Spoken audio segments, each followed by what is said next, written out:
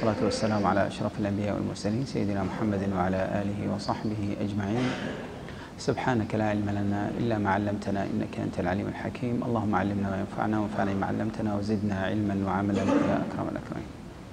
Inshallah, today we'll answer some of the written questions, and if we have time, inshallah, we'll have another fatwa session for your questions as well.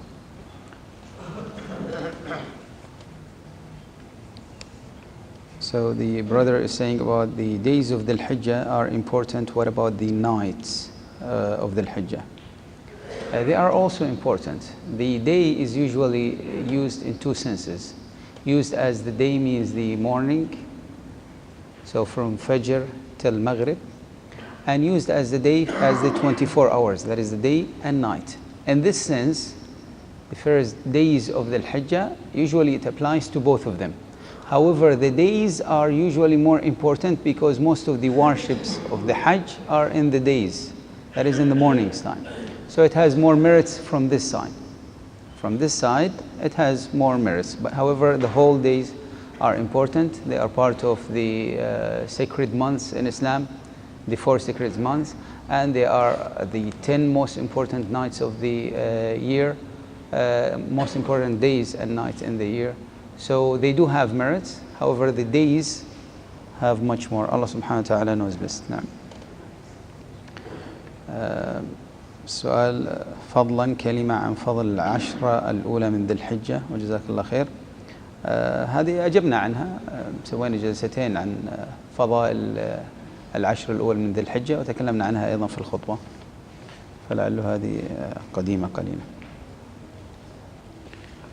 سؤال أيضا باللغة العربية بعد السلام عليكم السلام ورحمة الله وبركاته. يقول: كيف يصلح الإنسان حاله؟ وأرجو أن يكون الجواب باللغتين العربية والإنجليزية حتى تعم الفائدة. أخوكم عبد الرحمن بن محمود. والله هذا موضوع طويل جدا، يعني يحتاج له إلى جلسة كاملة. إصلاح الحال هذا هو المراد. The brother is asking about how can one rectify himself and make himself correct and correct his affair with Allah subhanahu wa ta'ala, and he wants the answer in Arabic or in English. So inshallah, remind us, we will dedicate one full session for this matter, inshallah. This is very lengthy. That is the main thing. It has different levels in Islam, all the way till you reach ihsan, and inshallah we'll speak about it in a little more details in another session. Allah subhanahu wa ta'ala knows best now. The brother is saying, I am from India, staying in Dubai with my family, wife and children. My brother is also living in Dubai and his family is in India. If his health is not good, then can he stay in my home? Ours is 1-bedroom flat. There is no harm in that. If the brother can stay at his brother's house, provided that there is one of two conditions. He is never alone with the wife at any given time, and she wears proper hijab in front of him because he is a foreigner to her. That is the first part. Or else there is a separate entrance for him with separate bathroom, for example. Imagine if the bedroom has got also a reception. So if the reception area has an opening to the outside, there is no harm. He can stay in the house. What is not allowed in Islam is the free mingling between the two genders. So if the husband is there, or if the children are adults, male children are there, and he is in the house, there is no problem in that. If neither or none of them is there, no, this is not allowed in Islam. So you have to make sure that it's possible, and there will be no problem in this regard. Apart from that, this is not linked with the size or place, but with keeping the rules and guidelines in Islam. Is it clear? So I don't know about the brother who asked this question. Two possibilities. If there is a separate entrance, separate accommodation, no matter how small, so he does not cannot go inside the house, for example, and he is free to go outside, and there is no harm whatsoever. That is number one. Second, if this is not possible, the second choice is if at any given time he is not alone in the house with the wife, because they are considered foreigners to each other. So if he is staying with you and when you are leaving, he is leaving. When he is inside the house, he has his own sleeping quarters, and no mingling between him and the wife. There is no problem with that. Clear? But you cannot leave him, or you cannot stay alone in the house. Allah subhanahu wa ta'ala knows best. This is the general guidance. The brother is هذا السؤال باللغة العربية، يقول ما حكم قول إنك لا تخلف الميعاد بعد الأذان، وأرجو الجواب باللغة العربية. نعم، الترديد خلف المؤذن هذه السنة ثابتة عن النبي صلى الله عليه وسلم، وفيها أجر عظيم، ومنها شفاعة النبي صلى الله عليه وسلم، كما أخبر النبي صلى الله عليه وسلم: إذا سمعتم المؤذن فقولوا مثل ما يقول ثم صلوا علي، فإنه من صلى علي صلاة صلى الله عليه بها 10، ثم سلوا الله لي الوسيلة فإنها منزلة في الجنة لا تنبغي إلا لعبد من عباد الله، وأرجو أن أكون أنا هو، فمن سأل لي الوسيلة حلت له الشفاعة. وفي الصيغة المذكورة ما يحضرني الآن أنه فيها إنك لا تخلف الميعاد، ما أذكر في أي صيغة من الصيغ موجود هذا، فإن استخدمها الإنسان على صيغة الدعاء لا بأس بذلك ما لم يداوم عليها، وإلا الصيغة الثابتة تكفي هذا. اللهم رب هذه الدعوة التامة والصلاة القائمة آتي محمدا، ولو قال سيدنا محمد صلى الله عليه وسلم ما في حرج، آتي سيدنا محمدا الوسيلة والفضيلة وابعثه مقام محمودا الذي وعدته، ولو قال وارزقنا شفاعته أيضا ما في حرج إن شاء الله، كدعاء لا يعتقد أنها ثابتة، وإن كان هناك رواية لها ما أعرفها فلا بأس إذا وجدت رواية لهذا. نعم، الذي ما يحضرني الآن أنها واردة في أي واحدة من هذه الروايات، والله تبارك وتعالى أعلم. Translation of the question and answer. The brother is asking what is the ruling regarding saying إنك لا تخلف الميعاد after the adhan. And as far as I know, I do not recall that this is mentioned in any of the narrations about this. What is narrated from the Messenger Muhammad sallallahu alaihi wasallam is the importance of repeating after the muadhin, then saying the dua. The Messenger Muhammad sallallahu alaihi wasallam said, when you hear the adhan, then say as he says, and repeat after him. Then send peace and blessings upon me. Then pray to Allah subhanahu wa ta'ala to grant me al-wasila. And al-wasila is a place in paradise that is only reserved for one single person. And the Messenger Muhammad sallallahu alaihi wasallam says, I hope that that person will be me. So the Messenger Muhammad sallallahu alaihi wasallam says, anyone who prays to Allah subhanahu wa ta'ala to grant me that, then for him is my shafa'ah inshallah in the hereafter. So the dua that is mentioned by the Messenger Muhammad sallallahu alaihi wasallam at the end, اللهم رب هذه الدعوة التامة والصلاة القائمة آتي محمدا صلى الله عليه وسلم, or you can say also آتي سيدنا محمد, no harm in that, آتي سيدنا محمدا الوسيلة والفضيلة وابعثه مقاما محمودا الذي وعدته. This is what is narrated. If somebody adds after that إنك لا تخلف الميعاد or وارزقنا شفاعته, there is no harm inshallah as a dua, without believing that this is part of the narrated dua, because the Messenger Muhammad صلى الله عليه وسلم made that general guidelines. Allah subhanahu wa ta'ala knows best. Naam. The brother is saying, Assalamu alaikum, alaikum assalam wa rahmatullahi wa barakatuh. Is Quran revealed only for mankind? If yes, then why it is also in Surah Ar-Rahman mentioned to the jinn also, that is when they say فَبِأَيِّ آلَاءِ رَبِّكُمَا تُكَذِّبَانِ, probably. No, the Messenger Muhammad ﷺ was sent, as he said, was sent to both the men and the jinn. One of the characteristics of the Messenger Muhammad ﷺ is he was sent to both worlds. This is a characteristic of the Messenger Muhammad ﷺ, one of the merits of the Messenger Muhammad ﷺ. And thus, any guidelines that the Messenger Muhammad ﷺ brought, any rules or regulation apply to both of them, unless something is specific. When something is specific, then it applies to that specific group. Some of the hadith, the Messenger Muhammad ﷺ made some specific rules to the jinn. Those rules apply to them only. They don't apply to human beings. And there are some rules that might apply only to human beings. They don't apply to the jinn. So apart from the exclusive rules, all the rest of the rules apply to both of them. And thus the Quran is guidance for both of them. Guidance for both of them.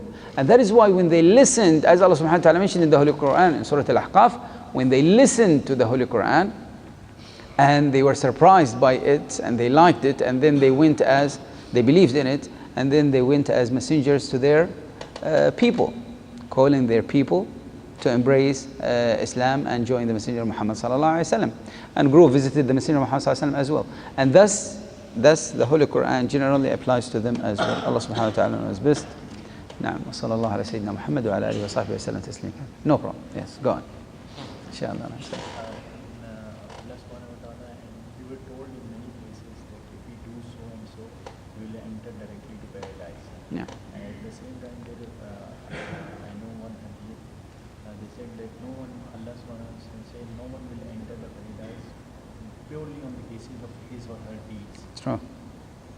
So, how do we understand this? Very beautiful, very beautiful. The brother is asking that in some narrations in the Holy Quran or in the hadith of the Messenger of Muhammad sallallahu alaihi wasallam, we find that specific deeds leads to paradise. So the Messenger of Muhammad sallallahu alaihi wasallam is saying anyone who does so and so, then he will be admitted to paradise. Or Allah subhanahu wa ta'ala says those who believe and do righteousness, then for them is paradise. And similar verses. While we have also another narration from the Messenger of Muhammad sallallahu alaihi wasallam saying that no one will be admitted to paradise except by the mercy of Allah subhanahu wa ta'ala, not by his deed. That is actually the correct understanding. Our deed, no matter how good they were, no matter, by anybody. The Messenger of Muhammad sallallahu alaihi wasallam said, even including me, he included himself, even my worship to Allah subhanahu wa ta'ala, and he was the best worshipper. Not enough. These are not enough for me to be admitted in paradise based on them alone, except by the mercy of Allah subhanahu wa ta'ala. Except by the mercy of Allah subhanahu wa ta'ala. Part of that mercy from Allah subhanahu wa ta'ala is linking these small deeds with paradise. So you do very little, Allah subhanahu wa ta'ala rewards you greatly. This is part of the mercy. So out of mercy of Allah subhanahu wa ta'ala, whatever little you do, He will grant you that. So you don't deserve it, not by this little one, not even by big ones. You don't deserve it. But that is part of the mercy of Allah subhanahu wa ta'ala. Hopefully it's clear, inshallah. Allah subhanahu wa ta'ala knows best. The brother, inshallah, will come back to you, inshallah. Yes. Shaving of head is required, and to give charity according to the weight of. Good. Giving charity, you can give charity as a general number. But the weight of the hair, you mean.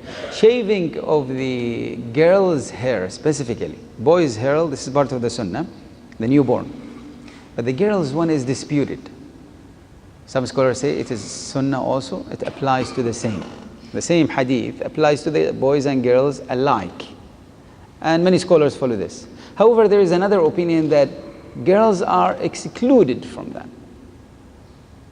So this one only for boys, based on the general guidelines only. There is no proof. So they say this hadith applies only to boys. So there is no harm. If you would like to follow that or this, there is absolutely no harm, inshallah. And even if you do not shave, you can give the charity. As a charity and estimation, you can do that without any harm, inshallah. Allah subhanahu wa ta'ala knows best. In case boy, then we have to weigh the hair, yes. hair and give the equivalent of that weight in charity, in gold as charity, yes. Your choice. Better gold if you are wealthy or if you are able. If you are poor, if you don't have, then silver. There is no problem. Sacrificing animal also? Sacrificing is a different thing. That is a different charity. Sacrificing an animal for the newborn, this is part of aqiqah. This is the aqiqah, called the aqiqah. That is a specific requirement, separate requirement. For both? For both, boys and girls. Now, Allah subhanahu wa ta'ala knows best. Now, the brother wanted to ask something later. خلاص, inshallah. Yes, I forget him. نعم, تفضل.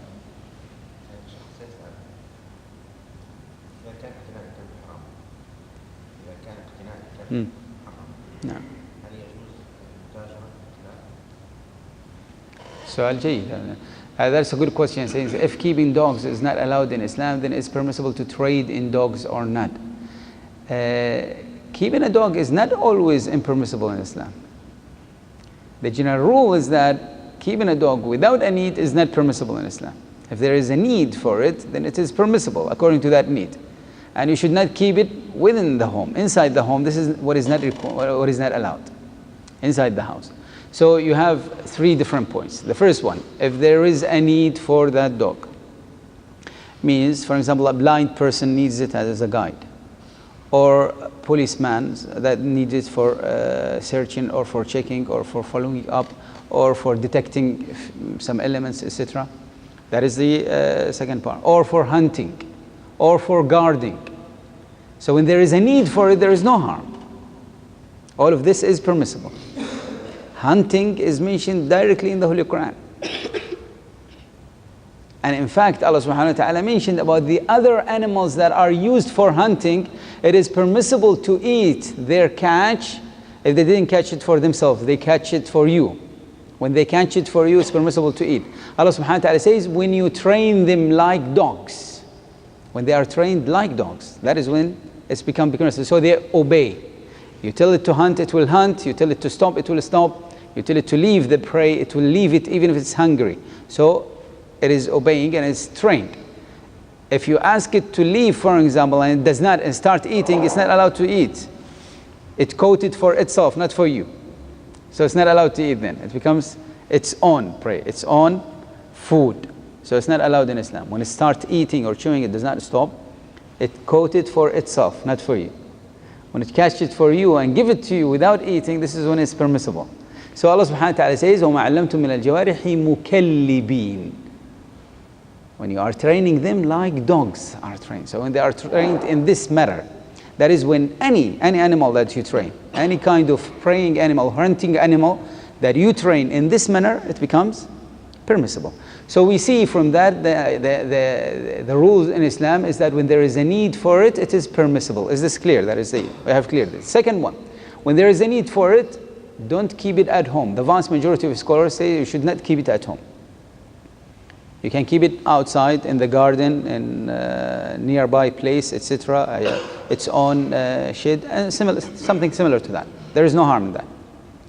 Now for the final point. When something has mixed uses, good use and bad use, or permissible use and impermissible use, it is generally permissible to trade in it, provided that you are not sure or not certain that the person who is buying it is going to misuse it. If you are sure that he is going to misuse it, it's not permissible to sell that to him. Else, it is permissible to sell. Allah subhanahu wa ta'ala knows best. No. No. When it's hunting for you, it is permissible. Few scholars say, some scholars say there is no harm, as it is. Some scholars say to cut off that place of catch. But this is only precautionary because Allah subhanahu wa ta'ala didn't mention that. So there is some, probably when it's hunting, something different happened to it. Allah subhanahu wa ta'ala knows best.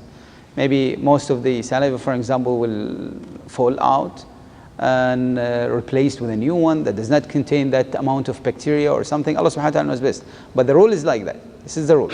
And that is why we have the opinion of Imam Malik, based on this and other narrations, who states actually it is pure, it's not impure. It's only ritually impure. A form of ibadah only. So it does not have any actual impurity. That is his belief. Now, Imam Malik, according to him, no actual materialistic impurity in any of that. But this is purely ritualistic. God Almighty told you so, so you do it. And that's it. Which is also a strong understanding. This is not a weak understanding. He quotes one of the proofs for this is the one that you just asked about. Allah subhanahu wa ta'ala knows best. Now, the brother I think first, and then we'll return back to you inshallah. Now.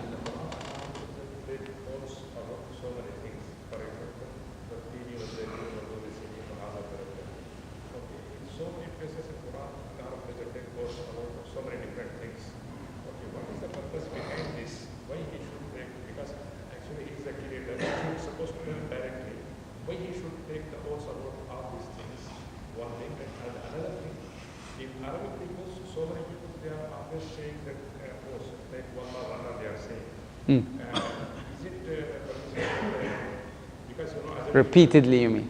Good question, yes. We'll answer the second question first because it's faster, and then we'll explain a little more, inshallah, with the second. Only the last question with the brother? Any more? That's it, inshallah.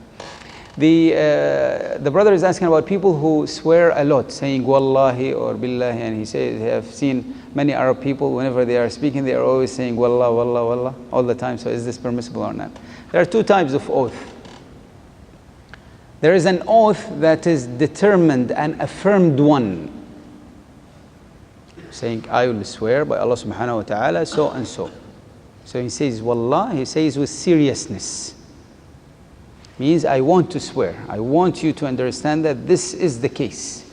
This is a very important and heavy oath. You have to be extremely careful. You have to be extremely careful. So don't say it except when you mean it and when you are truthful about it. Clear? That is what is called, what is so said, the tied or the heavy oath. That is number one. The second one, the one that is said over the tongue as a figure of speech or just a speech. You don't mean it. You don't mean to make an oath. What you mean is just to speak, normal speak. Like some people are saying, Wallah, all right? So they don't mean like I want to swear. Just a second, this is an oath I'm telling you, and by God, this is what I'm saying. It is just a word that is said. Allah subhanahu wa ta'ala said in the Holy Quran, لا يؤاخذكم الله باللغو في أيمانكم. Allah subhanahu wa ta'ala does not hold you accountable for the oath that you do not mean. Oath, you just say it. You don't mean an oath. ولكن يؤاخذكم بما عقدتم الأيمان. But He will hold you accountable for the oath that you make affirmed. The one that you affirm, this is a different one. So the one that is said, it's better to avoid it, but it does not hold any rule. Allah subhanahu wa ta'ala, out of His mercy, will not hold us accountable for this. I'll give you an example just to understand the concept of it. When a mother is angry with the baby and says, by God, I will not give you this, or I will not take you out, I will not, what does she mean? Does she mean to make an oath? No, she just wants to make a strong statement, that's all, right? So that is the example of it. So after 5 minutes or after 5 seconds, she will give him. She cannot hold for a long time. But the idea is she is just making a statement. She does not mean to make an oath. So do you say here, for example, she has to make a kafara? No. There is no need. Even if she will break it within after 5 seconds or 5 minutes. Why? Because she didn't mean it.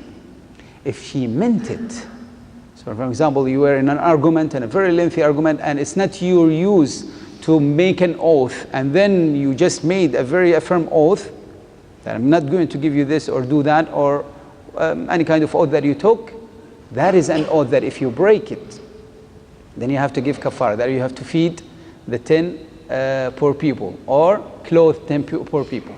That is a different story. Is it clear? So there is a difference between the first one and the second one. The second question of the brother, which is a bit lengthy, but inshallah we'll try to summarize it very quickly. He's saying, why Allah subhanahu wa ta'ala make oaths by different creatures? Well, He is the creator, He does not. He can just give the direct message without making an oath. First, Allah subhanahu wa ta'ala is the creator, and He can make an oath with whatever He wishes, whatever He wants. He wants to make an oath by something, He can. And He made oath by so many things for wisdoms in each one of them. Some of them was understood previously, some of them is being understood now. There might be others that we will understand later on. And Allah subhanahu wa ta'ala used two different forms. One of them is the direct oath. Saying, for example, Allah subhanahu wa ta'ala says, وَالسَّمَاءِ وَالطَّارِقِ وَمَا أَدْرَاكَ مَا الطَّارِقِ النَّجْمُ الثَّاقِبِ. Says, I swear by the heavens with the bounding star. Bounding star or hammering star. This is the pure translation. Something that hammers. And what make you aware of what is humming or what is hammering? And then Allah subhanahu wa ta'ala says, it is the piercing star. A piercing star. Something, and scholars at the time tried to understood this in so many different ways. And some of them were close, some of them were far. But nowadays we have a totally different understanding. Very recently, they captured the actual sound of bounding stars. Stars that gives the sound like a hammer hitting. And they called it the piercing star. You can just search for it, a piercing star. Because it has lots of energy, compact energy. So here we understand now the concept of why Allah subhanahu wa ta'ala is swearing with this.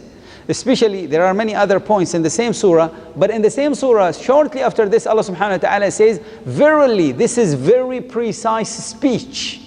It is not just any say. This is, the Holy Quran is very precise speech. So now we understand why Allah subhanahu wa ta'ala is showing this. This is something so far away from us, and it took us hundreds of years to reach this information only. We don't know much about this till now, but maybe we'll know later on in the future. But Allah subhanahu wa ta'ala made an oath with it, so strong. So now we understand the reason, and so on and so forth. So some of them have not appeared. The second form that Allah subhanahu wa ta'ala uses in an oath, and He says, I'm not going to make an oath by so and so. Here, I am not going to. Actually, in Arabic, it is sometimes just an addition, means I am making it, but I don't want to say it. I'm not going to make an oath by so and so. But nevertheless, this is something that is very important. For example, Allah subhanahu wa ta'ala said in the Holy Quran, فَلَا أُقْسِمُ بِمَوَاقِعِ النُّجُومِ. I'm not going to make an oath, or I'm not going to swear by the placement of the stars, the places of the stars. وَإِنَّهُ لَقَسَمٌ لَوْ تَعْلَمُونَ عَظِيمٌ. And verily, if you know, this is a major oath. If you know. And this is an oath that, if you know, is major, big, huge, great oath. Now again, what is the form that Allah subhanahu wa ta'ala is using is again in the same form that we've seen before. Nowadays we understand that whatever star we are seeing around us is not actually in this place. That is its place before. Some of them probably have disappeared long ago. Some of them takes hundreds and millions of years to reach us. So this is its place before 100 million years, light years. And some of them much farther than us. Where is it now? Nobody knows. Maybe it has already gone, disappeared, collided, God knows. So that is its place. That is its place. So Allah subhanahu wa ta'ala is saying, I'm not going to make an oath by the places of the stars. And this is a major oath, if you only know. Immediately after that, what Allah subhanahu wa ta'ala says, verily, this is a holy Quran, a noble Quran from Allah subhanahu wa ta'ala. Now we understand this. How could any human being ever know about this? We just recently discovered all of that. But here Allah subhanahu wa ta'ala is directing our attention, especially the disbelievers, as well as the believers, so that their faith will increase. So Allah subhanahu wa ta'ala is directing their attention to this, that humanity will understand this much more in the future, and then they will come to realize that this is from Allah subhanahu wa ta'ala. So Allah subhanahu wa ta'ala says after that immediately, فَلَا أُقْسِمُ مَوَاقِعِ النُّجُومِ وَإِنَّهُ لَقَسَمٌ لَوْ تَعْلَمُونَ عَظِيمٌ إِنَّهُ لَقُرْآنٌ كَرِيمٌ فِي كِتَابٍ مَكْنُونٍ. Verily, this is a noble, glorious Quran, protected in a book from Allah subhanahu wa ta'ala. So you see the difference. So now you understand why Allah subhanahu wa ta'ala sometimes make oath by different things. Some of them, as we said, understand, some of them still, probably in the future. Allah subhanahu wa ta'ala knows best. The last question with the brother. Naam.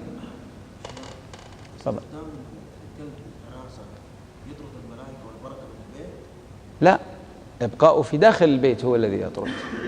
إذا كان هناك حاجة لاستعماله، لكن تبقيه خارج البيت، مو في داخل البيت. خارج مكان المعيشة يعني، ليس في مكان المعيشة. نعم. والله أعلم، وصلى الله على سيدنا محمد وعلى آله وصحبه وسلم تسليما كثيرا.